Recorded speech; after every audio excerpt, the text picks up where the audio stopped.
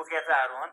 यिनीहरूले के गर्दैन त भने फेरि मलाई त आयो न कुकुरले दाउरा ल्याउँछ न भात पकाउँछ। हेर्नु न सुशीला कारीले केही गर्न सक्छन् र न बालिनले केही गर्न सक्छ। अहिलेको परिप्रेक्ष्यमा त बालिनजी एक्सपोज भयो। सुशीला कारीले के भन्नु पर्यो म फलान ठाउँको एजेन्ट हुँ कि होइन भने मैले सबै गरेर जिम्मा लिनु पर्यो, त्यसै प्रधानमन्त्री हुन पाइन्छ।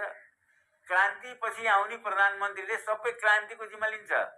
प्रचण्ड जस्तो जनवरीले 5000 मैले मारे आउँ भन्यो नि, 46 सालको जिम्मा कृष्ण प्रसाद भट्टराईले लिनु पनि हामीले ल्यायो भनेर नि, गरे हो भनेर नि, यो भन्ने खोइ त के रेस्पोन्सिबिलिटी चाहिँ नलिने अनि प्रधानमन्त्री भन्ने कि सबै मैले गरे हो भन्नु पर्यो होइन। बालेनजीले भन्नु पर्यो नि, ए उहाँ सिफारिस गर्दै हिँड्ने त के रेस्पोन्सिबिलिटी चाहिँ नलिने अनि प्रधानमन्त्री भन्ने कि सबै मैले गरे हो भन्नु पर्यो होइन। बालेनजीले भन्नु पर्यो नि, ए उहाँ सिफारिस गर्दै हिँड्ने, मन्त्री बनाउँदै हिँड्ने।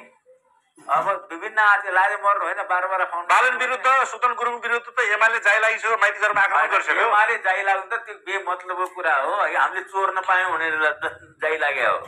एमाले जाइ लाग्नु भने भुसिया कुकुर भुकिया जस्तै हो भन्नु भएन कि। अब एमाले काङ्ग्रेस यी पार्टीका मान्छे जाइ लाग्नु केही मतलबै छैन। यिनीहरू त अपराधीहरूलाई संरक्षण गर्ने झुन्ड ग्रुप पो रहेछ त है। जाने एउटा कम्युनिस्ट